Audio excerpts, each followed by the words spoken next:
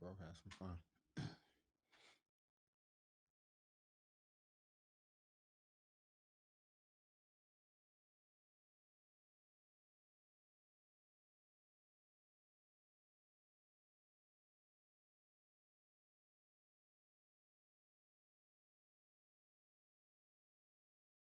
Five, four, three, two, one, ignition, liftoff.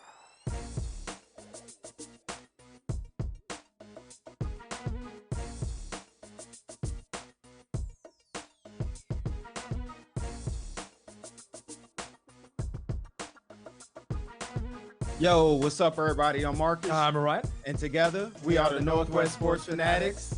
Back at you guys with a new Northwest Sports Fanatics video brought to you by Rip City Beat. Excellent finals. We just got done with game 2. Game 3 is tomorrow. So let's touch on game 2. Yeah, we're going to go over game 2. Also, quick shout out to our guy PJ out there. Appreciate it. We're going to go over the NBA finals, top 5 prospects in this upcoming NBA draft. And also, out of the blue, Jeremy Maclin got released. Right, which is crazy. I don't think anyone really expected that, but there are some nice fits for him moving forward as we're getting to OTAs and the preseason. All right, let's start with the trending topic, the NBA Finals, Game 2. All right, so let's touch on Game 2. The Game 2 ended in a blowout, just like Game 1. No surprise. Obviously, the Dubs handled themselves very well, 132 to 113. I mean, when you look at the box scores, Kevin Love, 27 points, 7 rebounds. LeBron James, another triple-double, 29, 11, and 14. Kyrie had 19 points on 8 of 23 shooting.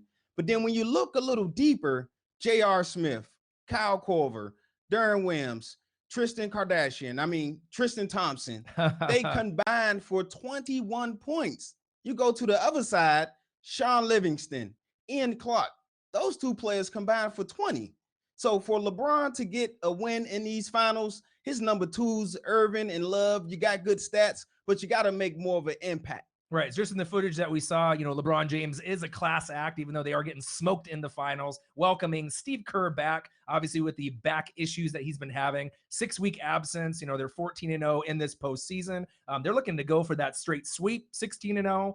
KD has been the X factor. Yes. We didn't really know how good he was going to be, but he's really imposing his will, not only on LeBron, but every individual that tries to guard him on the Cavs.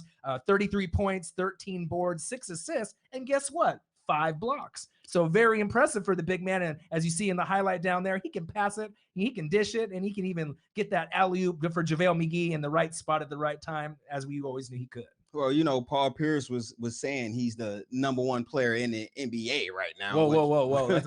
Pump your brakes a little, Paul Pierce. You look at Stephen Curry. He has something to prove this finals after the finals he had last year. 32 points, 10 rebounds, 11 assists. And our guy, Klay Thompson, he woke up. He scored 22 points, and more important, he went 4 for 7. Threes made in a game, which they broke their own record previously held by themselves. It's hard to beat a team when they make that many threes. Now, on the flip side, with the Cavs, they only shot 3 for 20. That's disgusting. That's milk carton stats, right? For threes in the first half, they finished the game a little bit more respectable, but still very bad, 8 for 29. Man, last year, the Cavs got outscored in the first 2 games in the finals by 48 points. This year, they're getting outscored by 41. But a good stat is that LeBron has beat the Warriors 6 times in the finals going back to 2015. And each of those 6 times, he scored over 30 points. So that's a key stat, LeBron. You got to get 30 or more. Right. LeBron has been playing pretty good. It's not his fault that they're losing these games. 29 points, 14 assists, 11 boards. Kevin Love had 27 and Kyrie had 19. But it just seems like they're a first half team against this Dubs all-star roster. They can't put 4 quarters together, and that's kind of the big reason why they're down. Obviously, with the home crowd and, being on the road is a difficult situation as it is anyways. But look for moving forward in Game 3. What are some of the keys or maybe some differences as we shift to Cleveland, where we may be able to get the series tied up or maybe stretch the series a little bit longer? What you think? As you know, Ty Lue kind of made some adjustments there. He wanted to pick up the pace for the Cavs. And you've seen evidence of that. They scored 22 more points than they did in game one, but that played right into the Warriors' hands. The Warriors improved their field goal percentage from 43% up to 52.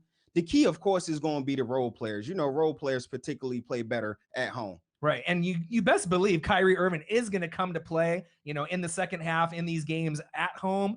In game 3, don't be surprised if Cleveland ends up winning this game by 15 plus points. I mean, last year, I know they didn't have KD, right? But they ended up winning by 30 plus. So we're going to have to see if the same kind of, formula takes place where Cleveland wins game 3, maybe Golden State steals game 4. But if it ends up being 3-1 again with Golden State up, don't expect it to go 7. It'll be over in 5.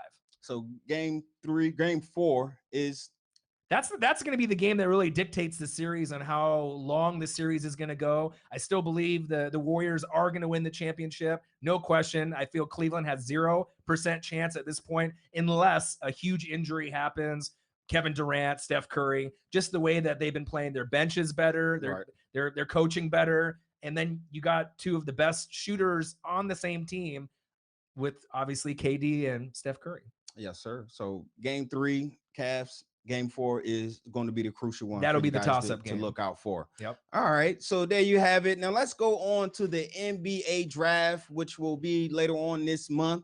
There's some interesting prospects in the draft, and this is supposed to be one of the best drafts as far as depth-wise that we've had in years. Right. So, man, even when you get past about, what would you say, maybe pick 8 or 9, right. The names start getting a little bit unfamiliar. But with this draft, Blazers got 3 first-rounders. We're going to have to see if we keep them all. But if we do trade up, maybe we can get some of these players that we're going to be talking about not only today, but in the upcoming days moving forward. All right. So me and Orion, we're going to put on our GM hats, and we're going to draft the first 5 picks in this upcoming draft. We'll go backwards. So we'll start with the number 5 pick, and that's owned by the Sacramento Kings. All right, Sacramento Kings, more than likely, in our opinion, are going to go for the forward from Duke, 6'8", Jason Tatum. Jason Tatum. The Kings, Dave Yeager, he needs some talent down there. They added Buddy Hield to give them a little bit of scoring. Tatum, he's athletic, he's versatile. He's a great scorer, and he should max out about 20 points per game in his career just because of his athleticism and his ability to do it inside and outside. Right. I love about him, he's got great size. He's got the ability to shoot over defenders. He's got a good half court offensive game compared to some of the other forwards that are coming in. But his stat line, obviously, being at Duke, he was the man. We already knew that he was going to impose his will. And I think a lot of people kind of take his offensive game for granted, if you can say so. But definitely physical. If we're going to have to put a player comparison, really from him and all the other players, I got to go with Allen Houston. Allen Houston, that's a great comparison. I look at kind of a Rudy Gay-ish kind of player. Right. And the thing is will he be an all-star right away? No. But, the Kings need all the help they can get. They don't have Boogie Cousins anymore. And Duke players typically pan out to be at least above average. They may not be a bust, but most of their players, Elton Brand and some of the forwards that they've had, Corey Maggette, they end up being at least decent. Some of them end up being a little bit better than others, but I do like him moving forward. And this could be a nice building block for the Kings, obviously, not only for this year, but years to come. All right. So let's go on to the number 4 pick, and that's owned by the Phoenix Suns. All right. So the Phoenix Suns more than likely are going to go for the forward from Kansas, 6'8", Josh Jackson. Man, if you look at their roster, Earl Watson is assembling a nice young roster there. They have, of course, Mr. Booker, TJ Warren, who can light it up scoring, Marquise Chris, who I like out of Georgia Tech. You got Alex Len, who is kind of... I wouldn't say want to be a bust. I know he's from Maryland, and that's your hometown, the DMV, but he just really hasn't lived up to his potential just yet. Okay, and then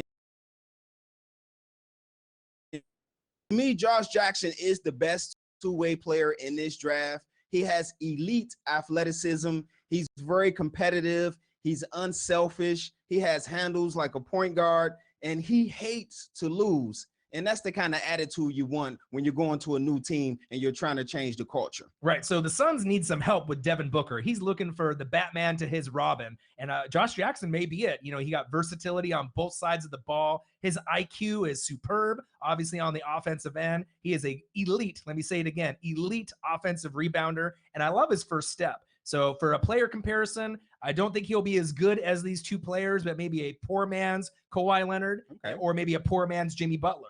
But he does have potential to be, I would say, almost as good as them. But it all depends on, obviously, the coaching, Devin Booker, and if they can keep building around those pieces to maybe make him a little bit better. I don't think he'll be able to do it on his own. He's going to need a little help from the rest of the roster. All right. So there you guys have it. Let's go on to the number 3 pick, which is owned by the 76ers out of Philadelphia. All right. So the Sixers are going to go for the guard from Kentucky, 6'3", the shifty point guard, De'Aaron Fox. Man, it's about time, man. You get them some perimeter help after drafting big men in the last 4 drafts. Okafor, Ben Simmons, Dario Saric. I like Dario Saric. Y'all look out for him in the future. I like him too.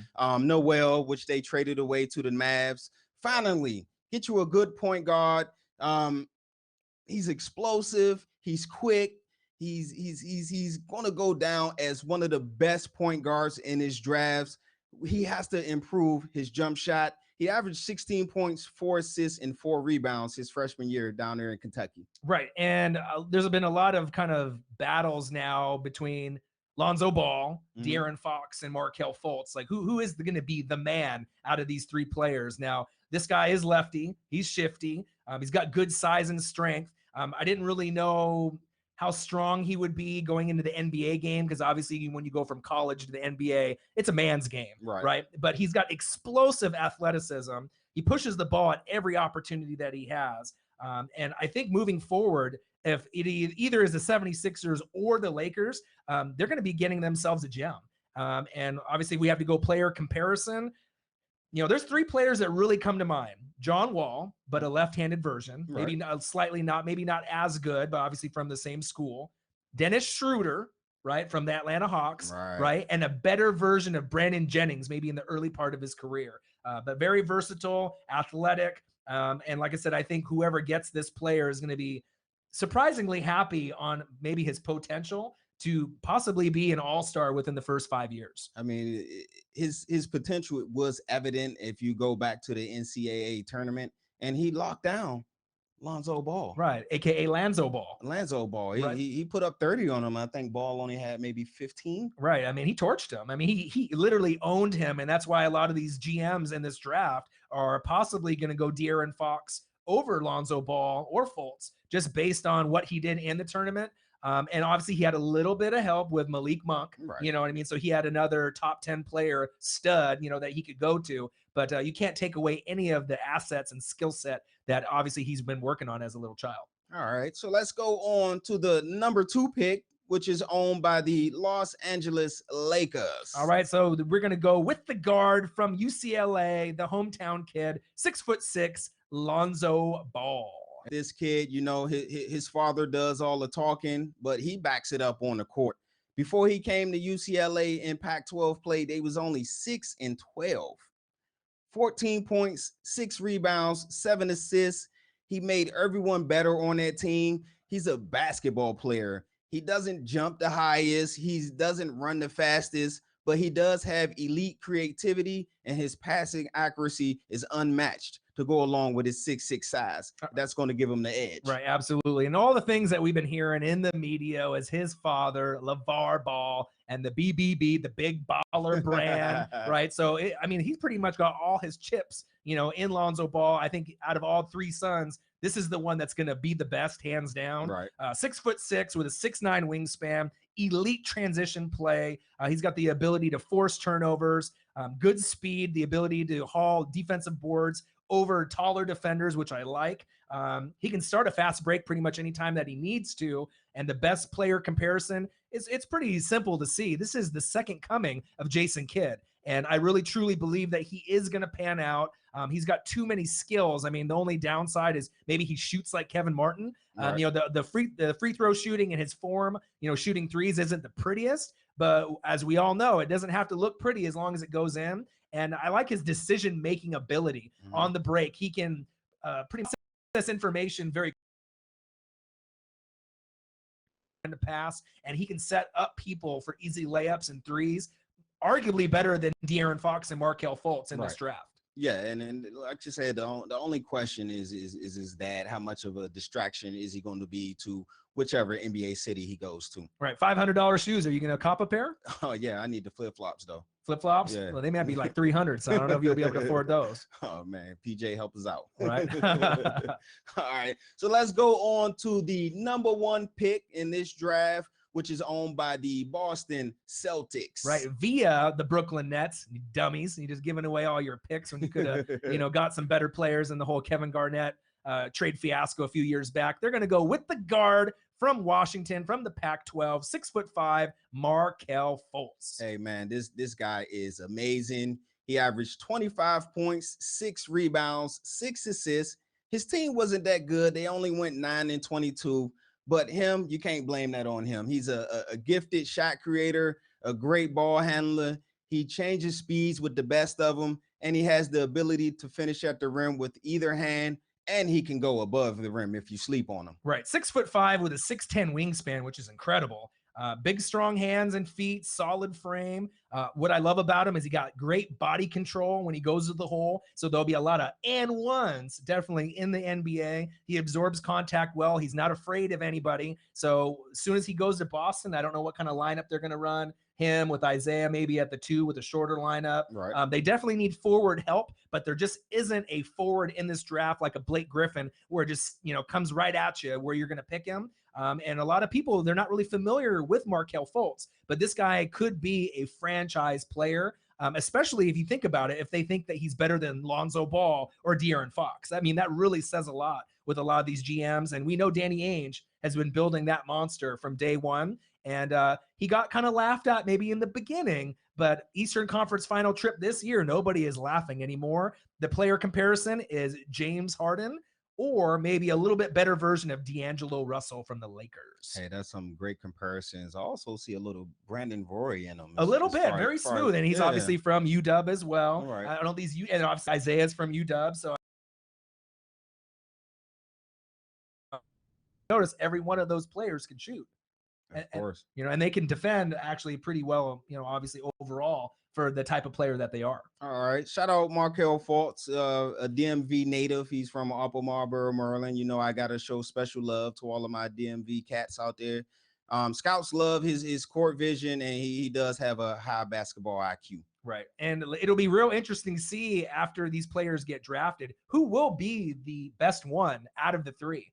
It may not be in the specific order that they get drafted. Right. I mean, who knows? Lonzo, aka Lanzo Ball. He might end up being the best one out of the 3. And when's the last time you've seen 3 point guards? Wow. Right. Get drafted in the first 3 picks. It's almost unheard of. But as we know, the game is shifting. Yes. This is no longer the era of the 80s where the centers were the best player in the game. And then it kind of went to forwards. Mm-hmm. But now we're shifting to pretty much point guards and shooting guards. Is pretty much dictating the tempo. And if you don't have a good point guard or shooting guard, it's almost like you have no shot in the NBA anymore. All right. So there you have it. Me and Orion put our GM hats on, made picks for the first 5 picks in the upcoming NBA draft. Right. Now, it's some more news that's cracking out there in the world of sports. I believe out of the blue, Jeremy Maclin got released. Right. So let's talk a little NFL before the show ends here today. So Jeremy Maclin, this was a huge surprise.